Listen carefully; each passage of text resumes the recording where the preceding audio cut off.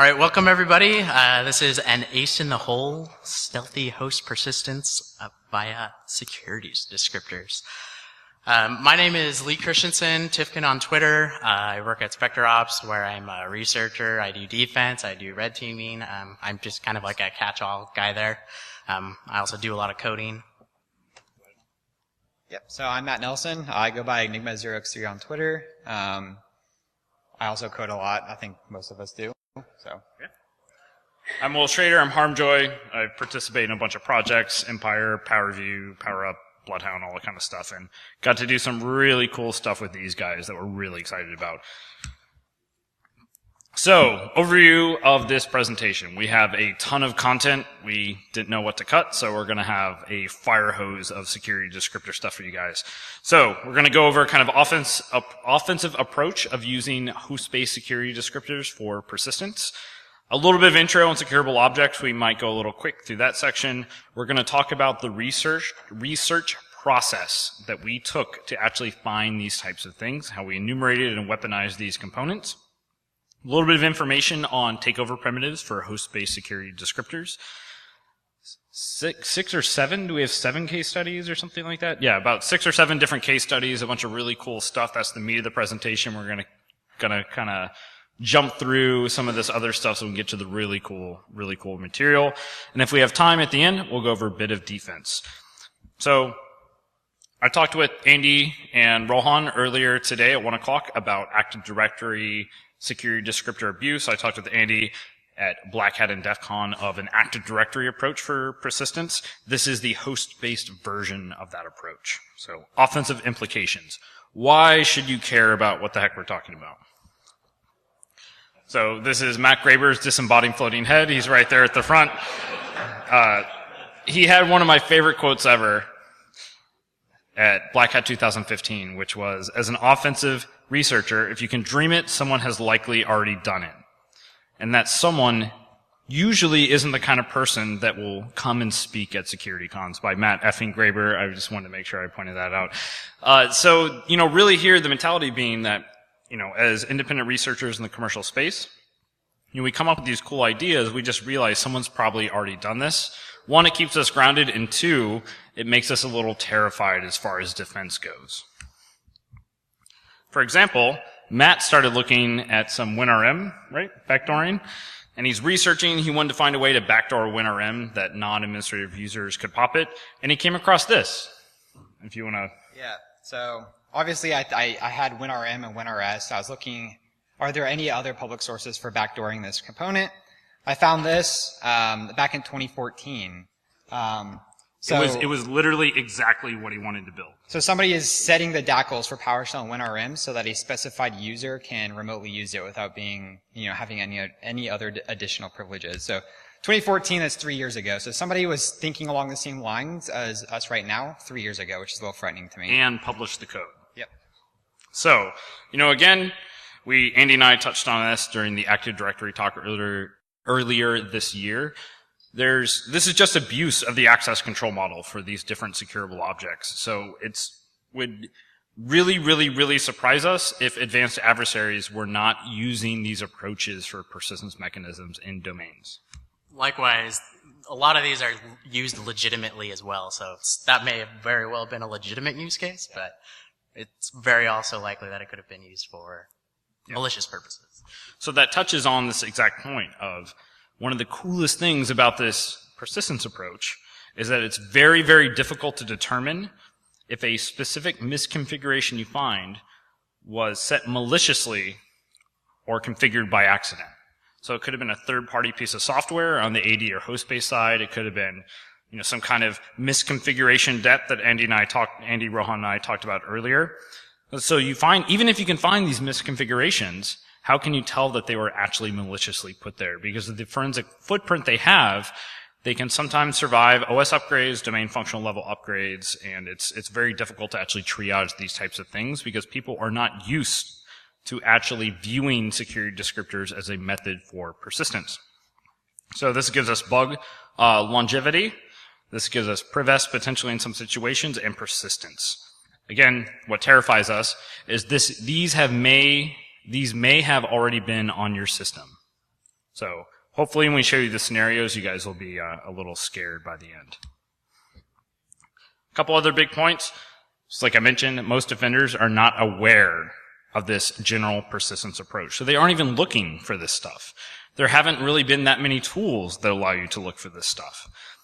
And with this approach of the different classes we're going to talk about, you don't have to leave malicious code on a system in order to regain access. And you don't have to add a user to the local administrators to regain access. There are a million different ways you can approach the same problem. Also, another scenario that was brought up to me when I was going back and forth with some people thinking about this stuff.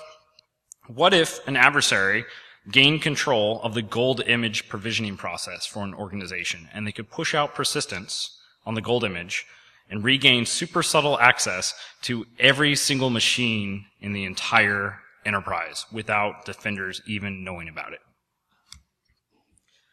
Also, some people have talked about certain scenarios that have touched on some of the stuff we're going to talk about, specifically like the service control manager, which is the canonical example.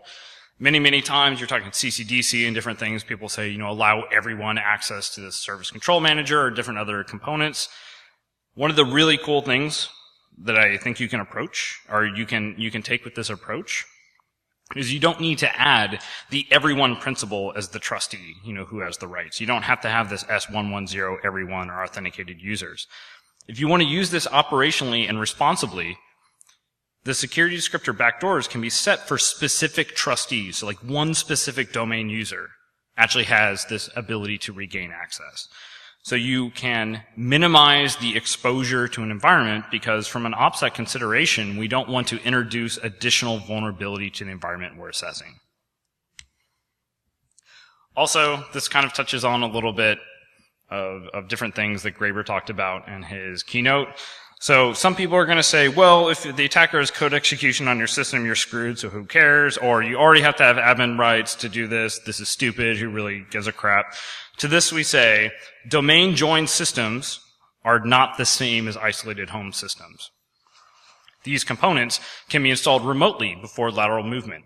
So sure, you have a chicken and the egg problem for the initial code execution system, but if an attacker ever gained access on your box, they can set these components to regain access later on. Or if you're in a domain scenario, even if your security is perfect, if domain administrator credentials are compromised at some point, your box might be popped.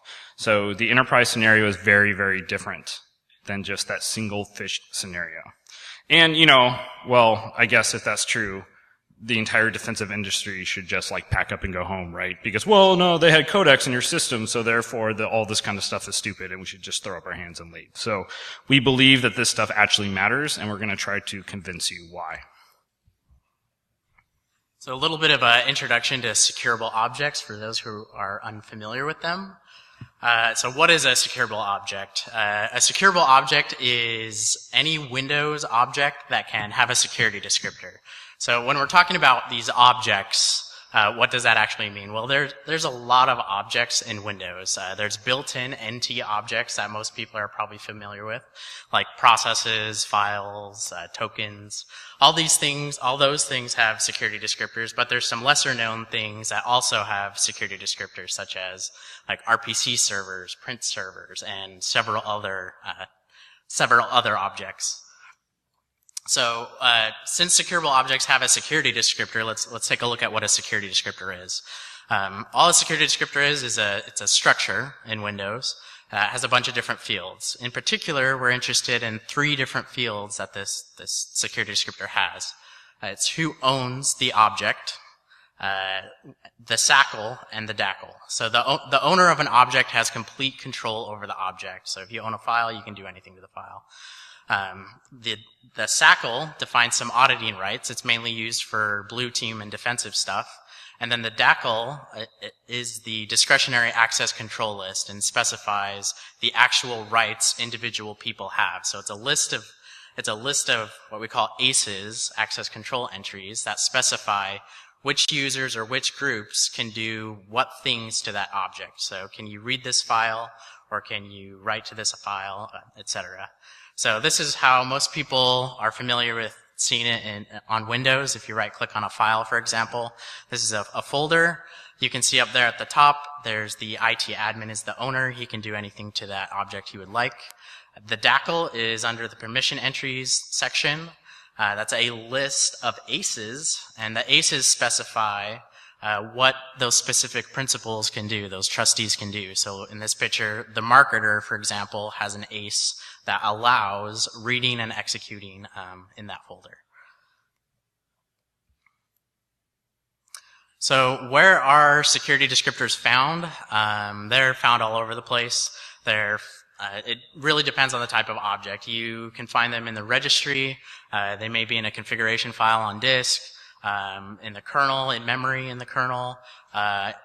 With Active Directory, they're stored offline in the ntds.dip file. So it just really depends on the type of object you're analyzing, and finding what objects are securable and where those security descriptors come from isn't exactly an easy task. You may know, it depends on the object once again, but depending on the object type, it's not exactly trivial to determine where that security descriptor comes from. So we talked a little bit about DACLs. DACLs just define what users can do what to the object. So this is an ACL. All an ACL is a list of entries, access control entries. So they control access to an object, whereas SACLs, they are another type of ACL. They control auditing of that object. So you can create ACEs in a SACL that will create alerts for whenever that object is accessed. So for example, as a defender, you may want to create an ACE on a registry key that alerts whenever a user writes to a registry key. Think of like a run key. You could alert each time the run key value is modified, and that'll get shoved into your event log, which you can then alert on in your SIM. So DACLs and SACLs are both very useful from offensive and a defensive perspective for restricting access and alerting on malicious access to objects. So when we're talking about these different rights, so I mentioned before that each object has different rights. So you may think of like a file, you may have read access, or you may have write access to the object. Well, there's different types of objects that don't necessarily have those same rights.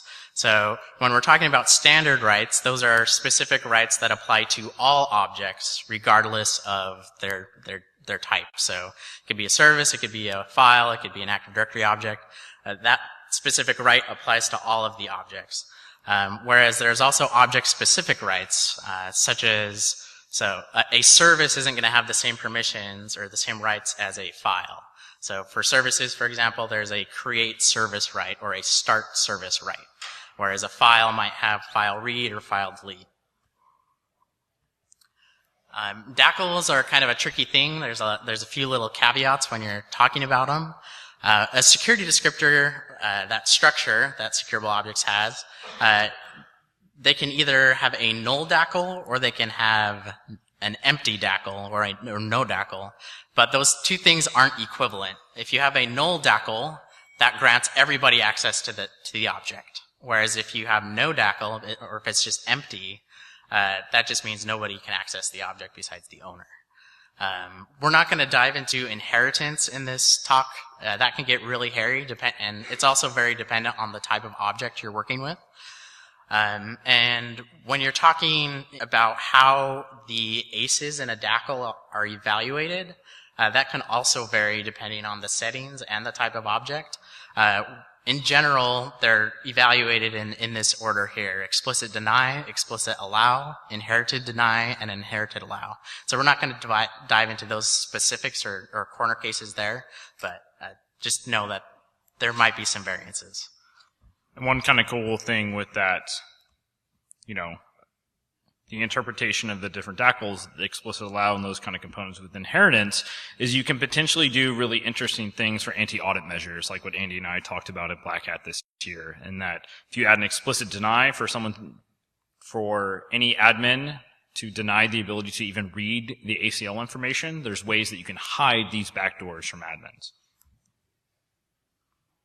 So a little bit about the research methodology we took when examining all these host-based security descriptors. We kind of took, it was a 4-step approach. Our numbering got kind of screwed up there. So in our research approach, we're focusing just on accessing objects from user mode,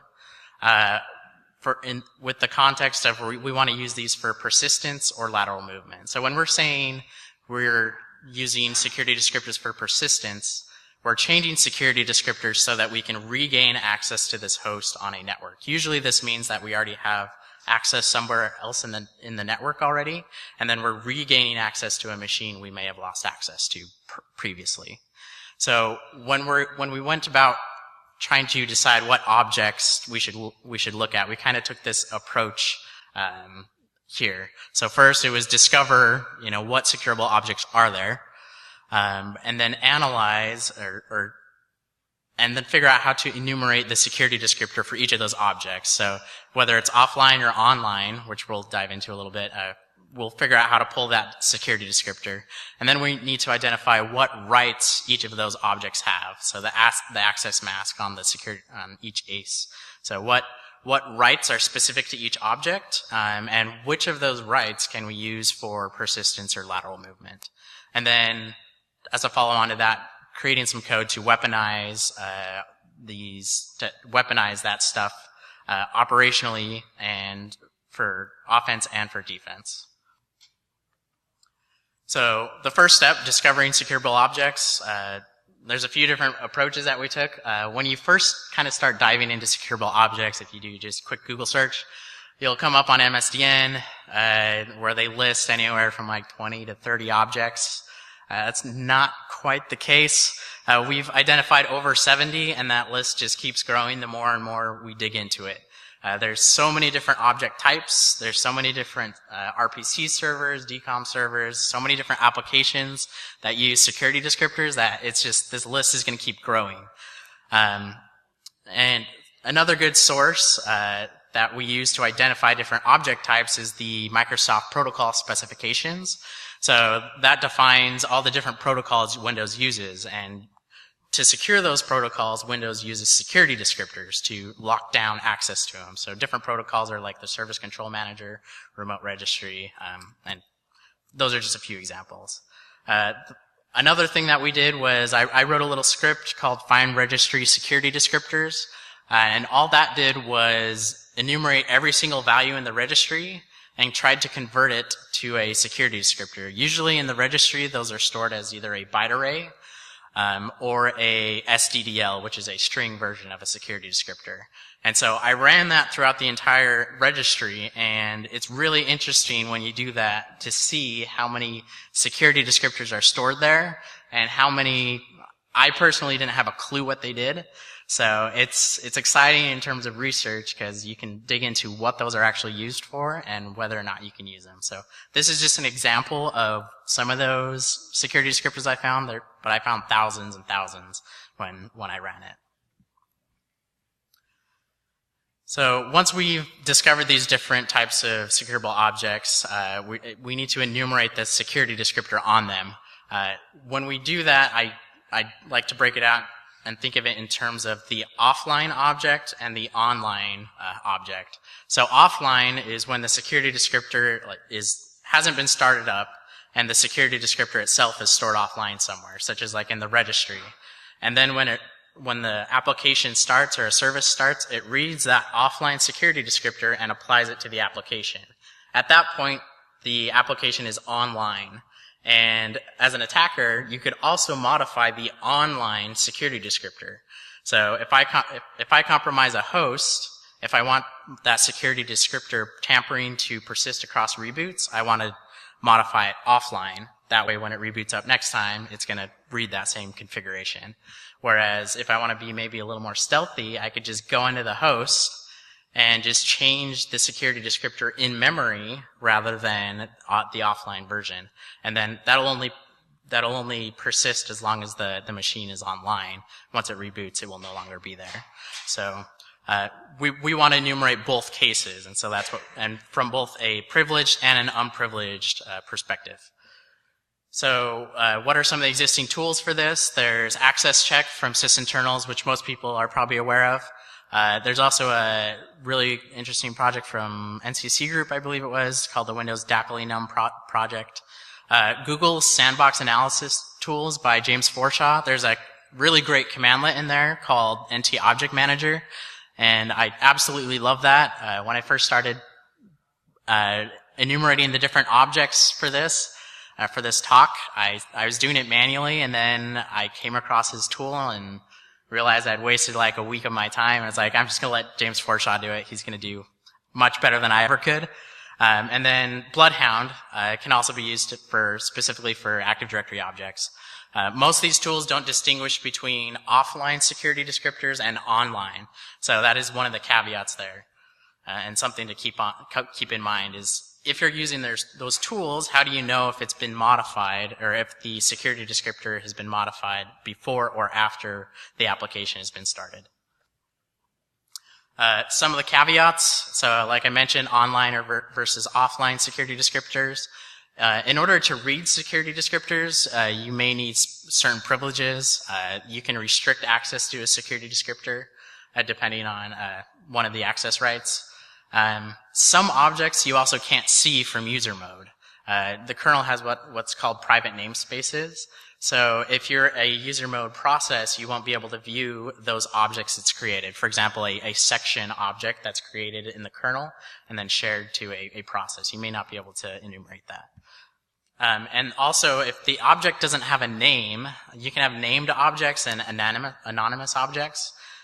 Some objects, if they don't have a name, you can apply a security descriptor to them, but that security descriptor doesn't actually mean anything. Windows just ignores the security descriptor when you try and access the object.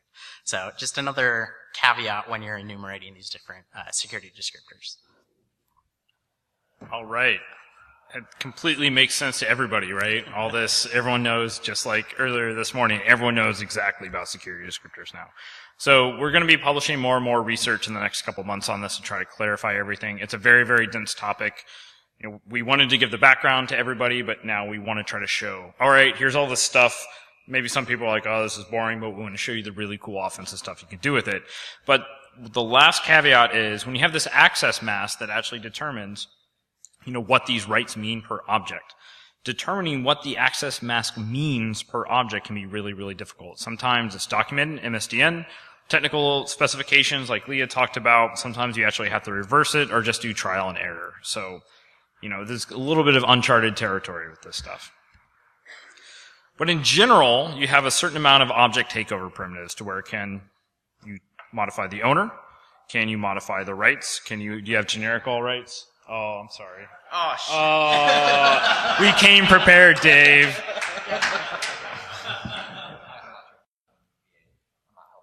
Oh, okay, whatever, voluntarily. Good job, Matt. I'm going to keep talking. Go ahead, enjoy your Smirnoff Ice. So, you know, again, these are a lot of the similar, I'm sorry, this is really funny to me. This happened to me twice last year. Now I get to watch it happen to him. Oh, are you chugging? You're worse than I was. Oh, you're going to sip on a warm Smirnoff Ice. Oh. Ugh. Anyways, you have some of these, like, you know, kind of generic object takeover primitives, you know, writing the owner, writing everything else, like we talked about earlier today. I can't even handle you, man. And then you might also have object-specific takeover primitives. So, you know, Lee, you want to talk about the process components? Yeah. So, like we said, each object can have its own rights. So, for example, a process has its own set of rights. Like, in order to interact with a process, you may have, when you try and open that process, you can have the create process right, create thread right, or the suspend. Those just define what you can actually do to that object.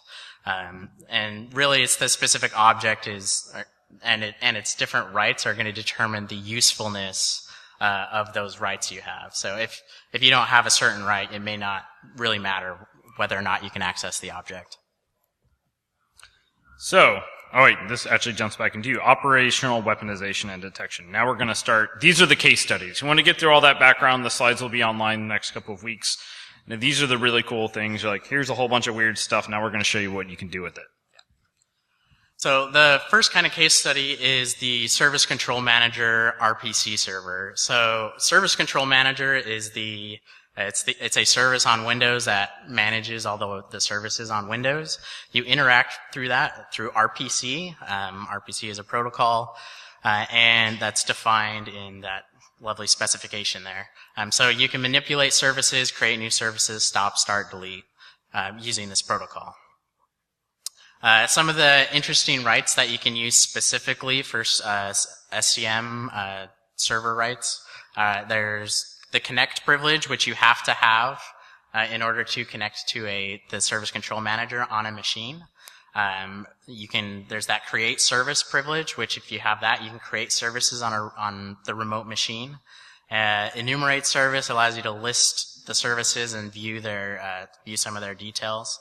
One of the interesting things, which I actually didn't know before this, is that by default, unprivileged users on a network can view the security descriptor for the service control manager on other machines.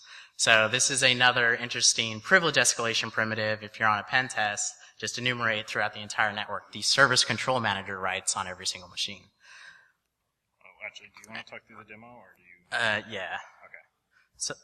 So here we got You can type. sorry. There's a video. Yeah.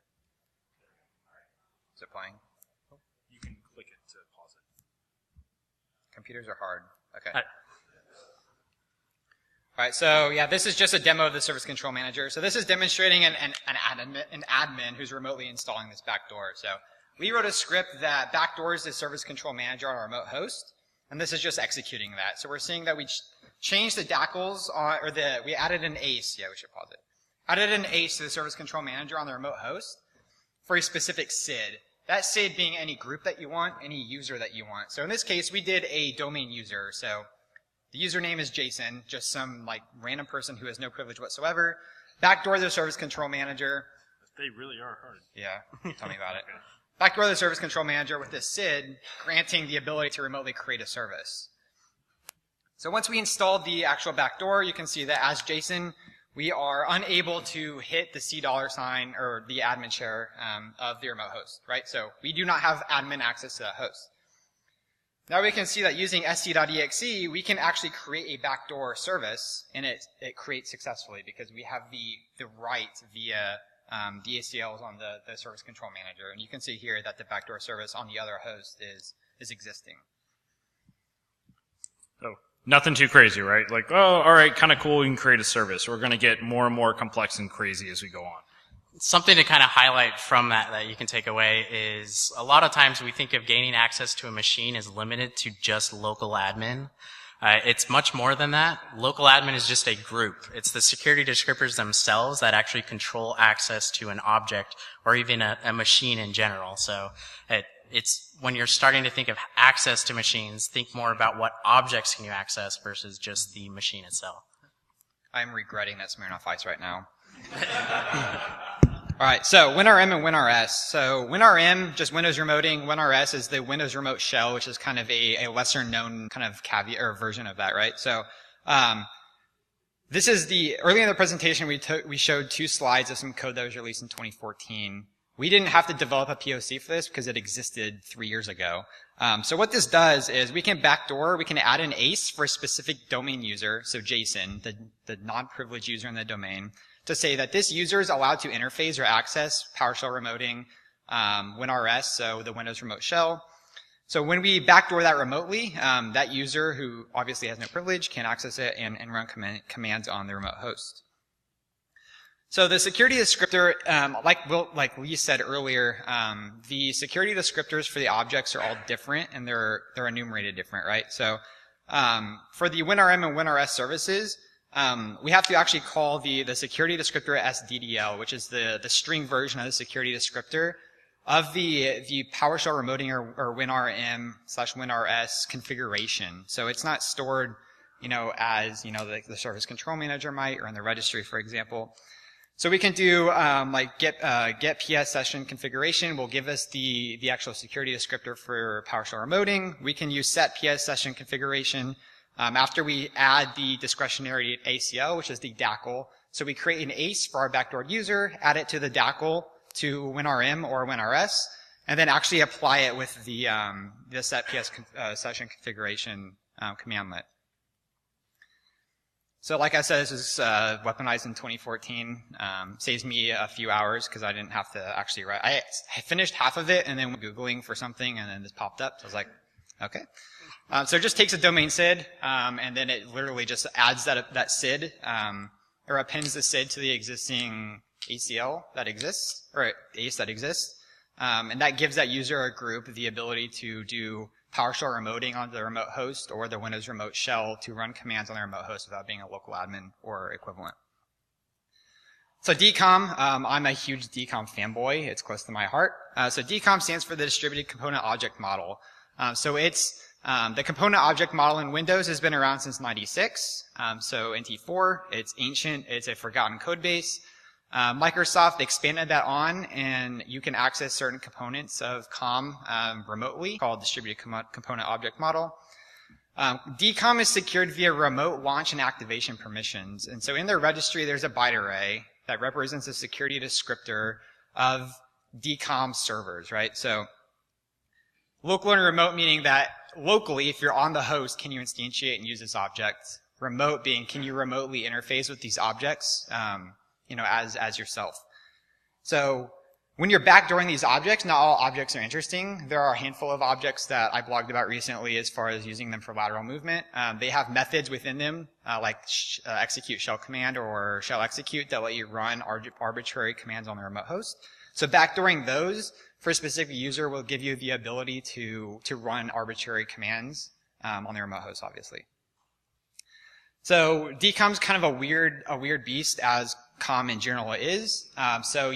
When Windows evaluates as if a user is actually able to interface with DCOM, it checks the machine-wide permissions first. So it says, machine-wide, is this user allowed to access, components of DCOM? Typically that's restricted to administrators, backup operators, the remote DCOM group, etc. You have to change a user to that. You have to add a DACL to that specific, object in the registry, which step path is there. That allows that SID to pass the first checks for DCOM. After that, it's application specific, which are those two values there. You have to have specific privileges to set those locally. Remotely, you do not. So when you instantiate an object remotely, Windows says, machine-wide, are you allowed to instantiate this object? Yes or no? Yes, which is the machine-wide permissions. If you pass that, then it goes to the application, and it says, is this DCOM application, are you allowed to instantiate and invoke it? Yes or no? So these are the rights. When you are backdooring or changing the different ACLs for DCOM objects, these are going to be the values. So you're going to combine the values there of what you want your user to be able to do. So COM rights activate remote is the most fruitful one for us. Right. Yep. And then the demo. So here we're just saying, again, Lab Matt, who's a user who can access your remote host. So we are installing the backdoor remotely.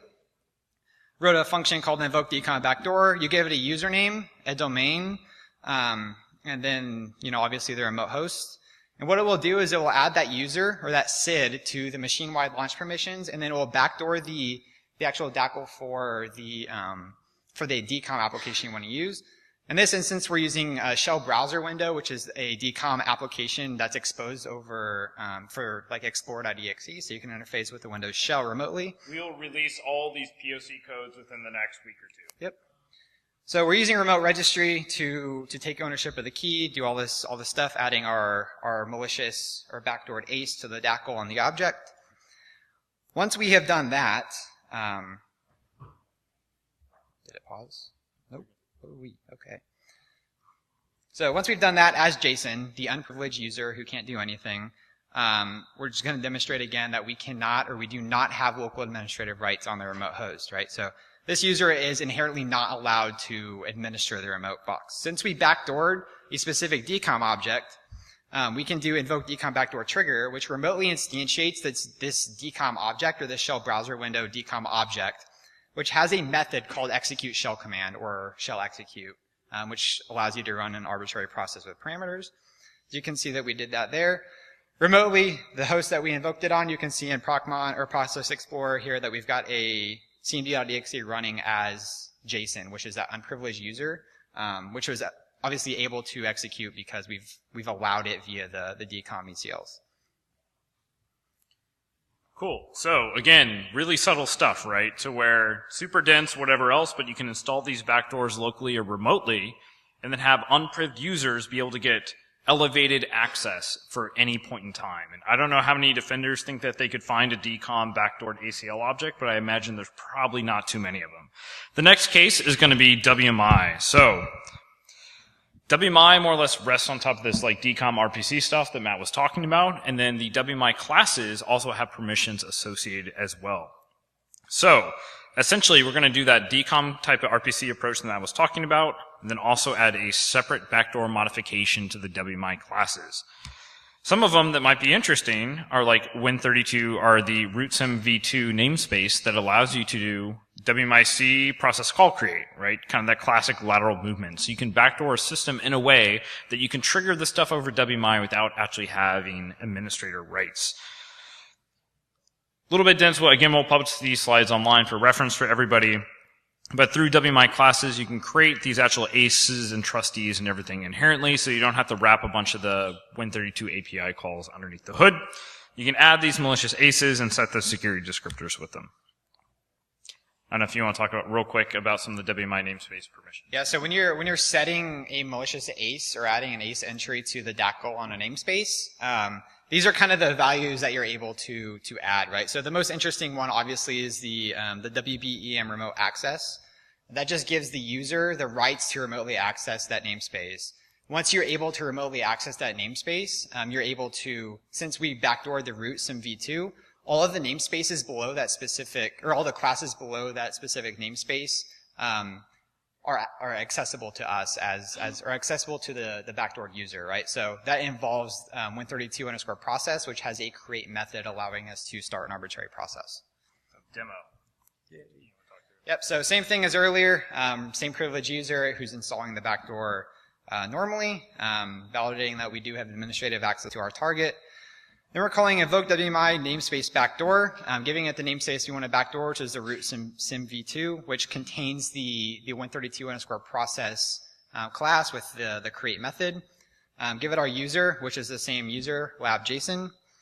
You can see here that since WMI or Windows validates to see when you're connecting to WMI, it actually uses DCOM first to check to see if you're from a machine level, are you able to interface with WMI.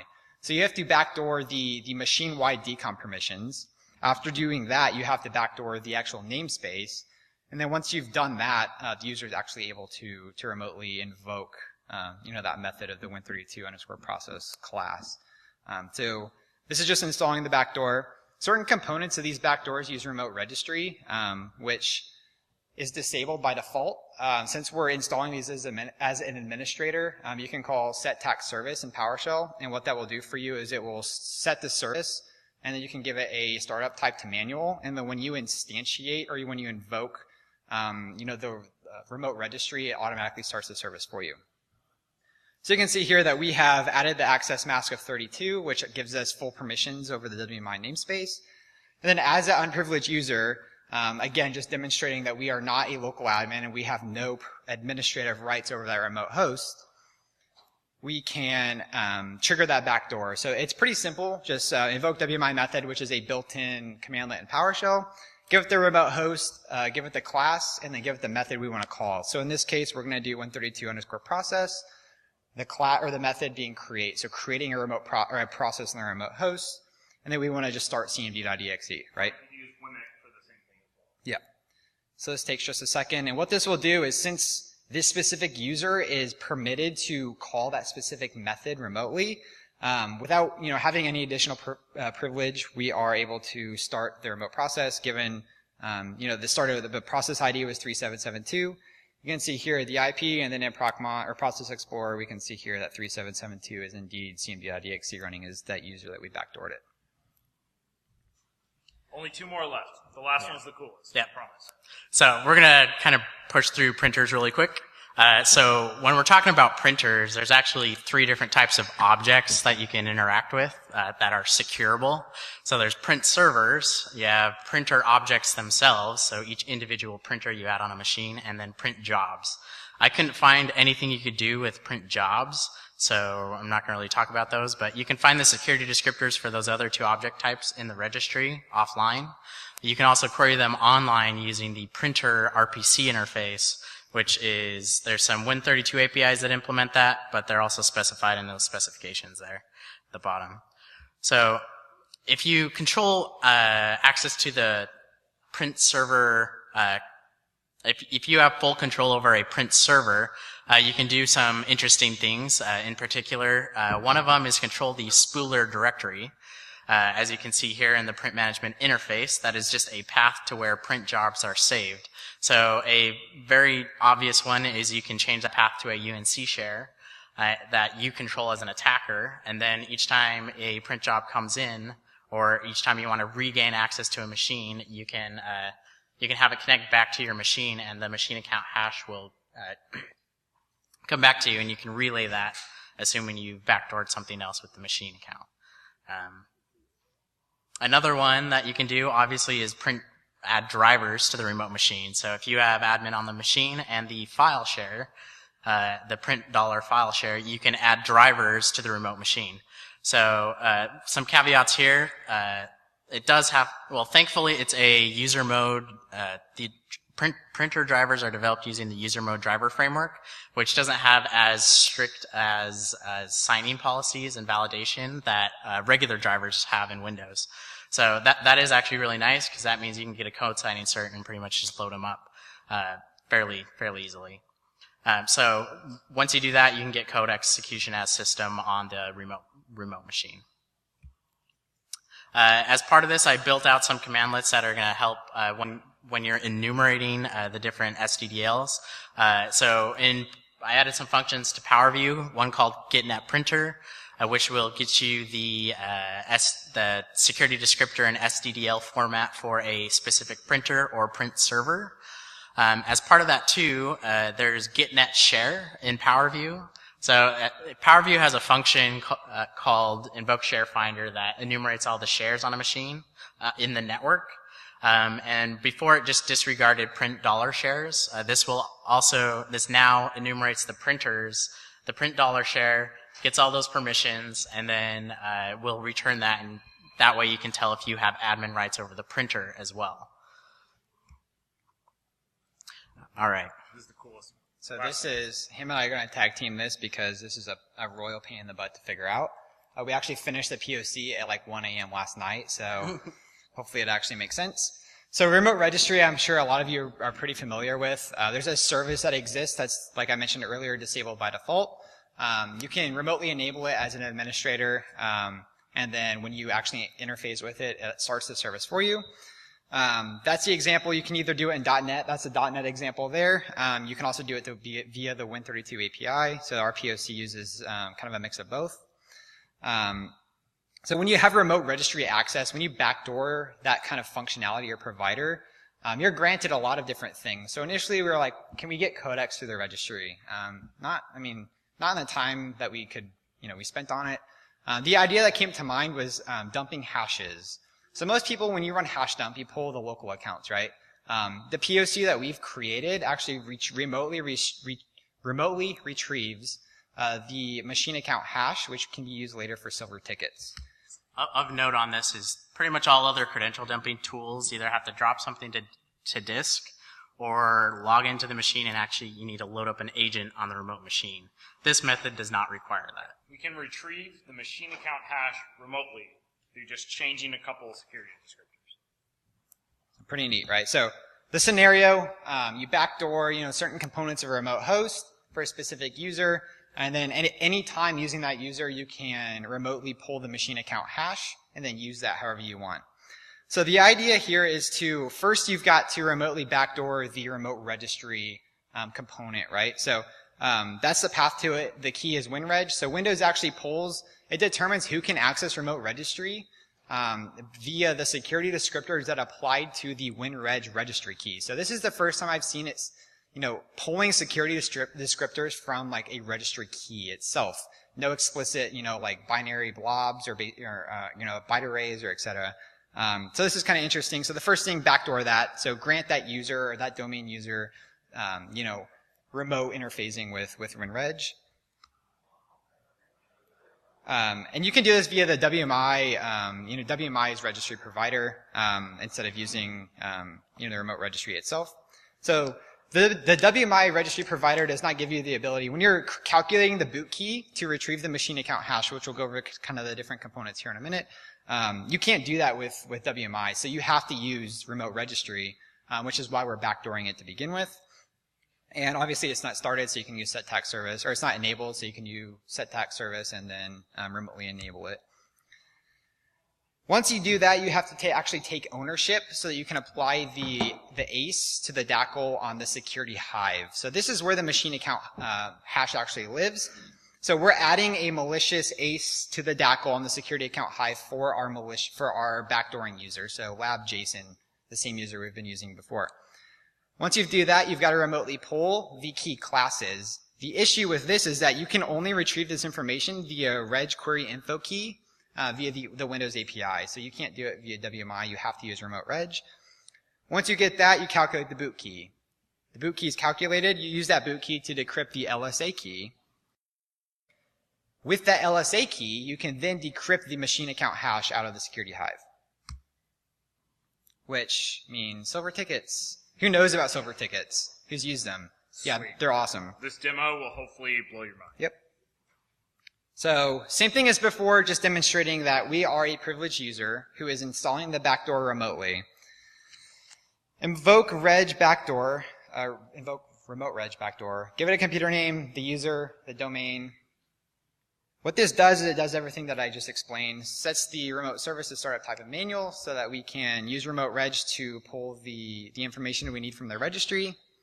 Backdooring the actual remote registry component, and then that allows us to pull various information or the data we need to calculate the boot key of that host. Once we have all that information, we've scripted it all up. Like Will said, we'll release some of this code, sometime soon. Validating that this user does not have local administrative rights or any sort of privilege to that host. Since we're using a silver ticket, just demonstrating that that IP does resolve to dev1.lab.local. Then we call get machine account hash, give it to our remote host, and then we can see that we actually pulled the machine account hash out of the remote host. With that information, we can use Mimikatz. And what this will do is we will create a silver ticket, and that we can apply that silver ticket to our current session, and then that will give us full entire administrative access to that host. So we went from just being able to interface with the registry to having complete control or administrative rights over that remote host without doing anything more than changing a few entries on some DACLs for registry stuff. Indefinitely. Yeah.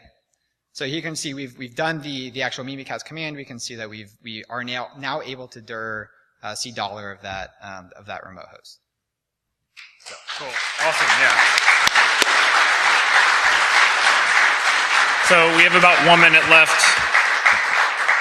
SACLs, the other component of ACLs that we talked about, these aren't utilized as much as they should be. We're going to start doing some actual defensive research in the next couple of months to actually give guidance to everybody in how to tune SACLs in a way to prevent or at least detect all the ACL-based backdoors that we've been talking about from the Active Directory and the host-based side.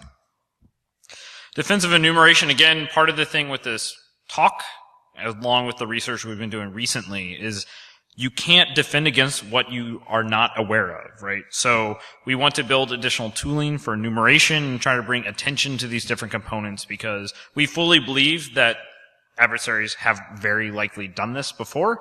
But if you're not even aware of what the attack class is, then you don't know how to find it, much less detect it, prevent it, and mitigate against it. So, I don't know if you want to hit the takeaways.